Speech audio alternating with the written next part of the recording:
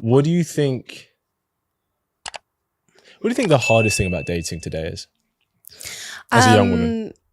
It's not organic. In 2025, we don't have men coming up to women and asking them in bars out on a date or for their phone number. I mean, my experience anyway, I'm not sure about other people. So it's online dating, Tinder, Hinge, Bumble, Raya, if you're one of the lucky famous ones. So when you meet these people online, it's so forced and it's just inorganic, dating isn't as fun I think as it could be if you just spontaneously meet someone, I think that's fair. Would you ever approach a guy? Yeah, totally. I have. Nice. I have in many circumstances. If I see a guy that catches my eye, why would I not? Yeah. Yeah, I think it's both men and women should be doing it. I think more women should do it now.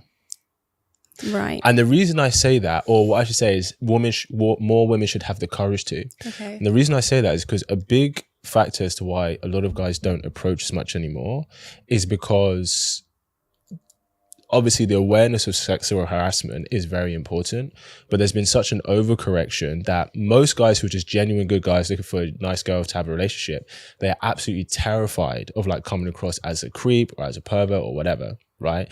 Because the truth is the guys who like harass women, they don't harass women because someone's told them that it's wrong. They already know it's wrong, but they do it because they just have ill intention.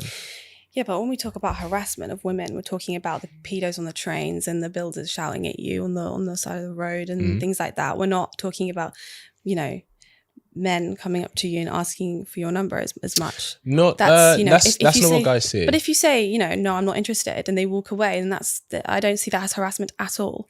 Well, that's great that you don't, but some women do. Because what a lot of guys observe is that you can have two guys make the exact same approach, right? One's considered harassment and one is considered like a good approach. And the only difference is that one, she found him attractive and the other guy she didn't. That's what a lot of men see, which is why they're like, okay, well, I don't know if you find me attractive unless I take my shot. But if I take my shot and I get it wrong and you don't find me attractive, that could be harassment to you. And so most guys are just terrified of doing that. And because we have social media, online dating apps, it removes the risk of being misinterpreted as something malicious when it could have been. Also, there's such a thing as just making a bad approach. Yeah. Like, there's such a thing as, when a guy, if he's never approached women or any girls before, right, and he's just trying it, he may not come across in the best way, but that's not because he's got malintentions. It's just because maybe he doesn't have good social skills. He doesn't know how to read certain cues. Do you know what I mean? Yeah, I mean, I understand what you're saying, but I mean, a simple just, hi, I think you're, pretty. Can I get your number? Is that so hard to ask somebody? You're going to be scared you're going to get harassed? That's crazy that you're being harassed. Well, I would say just going up to a random girl, right, or just a random stranger. Yeah. With the intention of kind of romantic interest and trying to start a conversation through that lens. I think that takes a lot of courage for men and women to do. Yeah. But I don't think for women, they don't really come across or they're not perceived as creeps or threatening. So that's why I'm saying, well, maybe more women should make the approach. Yeah. Do you know what I mean? Definitely. Because I mean, if I'm being honest, it's weird. Even just day to day, like if I'm walking home, right? If I'm coming home from the station late at night and I see a woman walking towards me, I'll cross the road.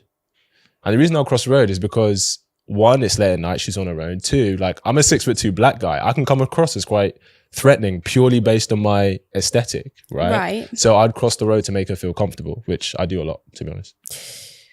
So what's that got to do with asking a girl for her number in a So bar? the reason I'm saying that is because guys have been made very aware of how they can come across to women purely because they're a man. I see. Regardless of what his intentions are. Whereas because of, as a woman, like I said, you're probably less likely to come across as a creep. You're encouraging women to go up to men for their numbers. I think nowadays, women should have the courage too. Yeah, I agree. Do you know what I mean? Yeah. But I'm still standing strong. And if you fancy a girl, you should just ask for her number. And if not, you walk away. I don't see why that's a problem. It's not a problem. Yeah. It's not a problem. I'm just saying because of that and because dating apps remove that risk. Yeah. That's why guys don't do it. I see. because there's less of a risk there. What do you think is one thing guys get wrong about women today? I wouldn't know really. No? I don't know. Have you ever talked to a guy and he says something about women, you're like, that's not what a lot of us think, or that's not what you think? I don't know. No? I don't know, sorry. No. Fairs. I think one thing that I've heard a lot of the time is I think a lot of guys focus on the money aspect. Oh, I see. Have you had that experience where they're like, cool, well, if I'm earning loads of money, I'll get all the women I want, or you should want me because I've got all this. Do you know what I mean? Yeah. Have you had that before? I've had men thinking that women are gold diggers and they don't even have money yet. But oh, really? No. But no, I haven't had what you're talking about, no. Yeah, I get you. What about you? What's something you want to bring to the conversation? You had some stuff you want to go through. Did I? So what about your girlfriend or the woman you're seeing? How do you feel about her being your sort of passenger princess in life? Is that, you're very traditional? I've noticed that you like to be the one in charge with your girlfriend as your passenger princess. How do you feel about that? When you say being a passenger princess, what do you mean by that?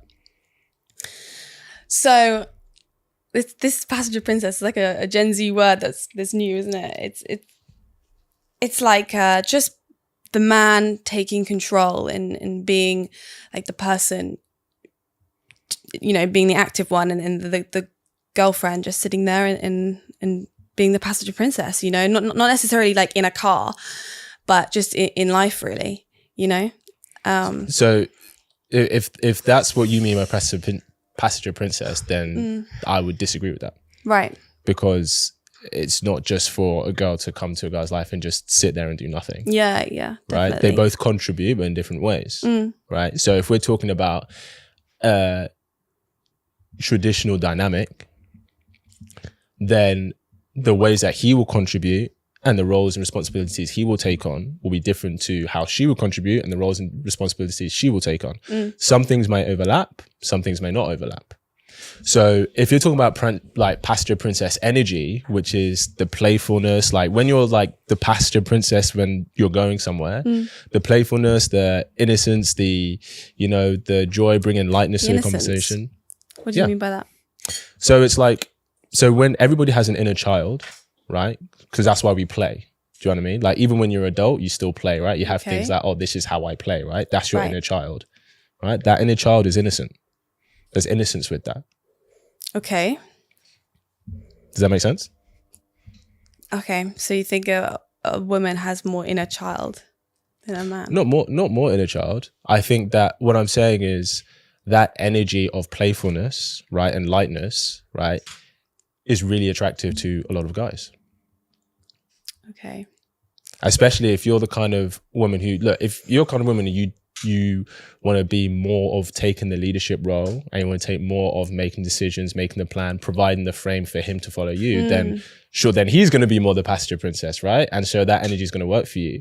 But if you want to attract more of that, we're talking about the polarity. So if you want to attract more of that or have more of a dynamic where you can feel more in your feminine and he's more in his masculine, then tapping into that side of you, right, which everybody has, is going to benefit you. And do you think it has to be one or the other? What do you mean? Like it has to be a passenger princess and the one driving the car in a relationship? Power dynamics, Yeah.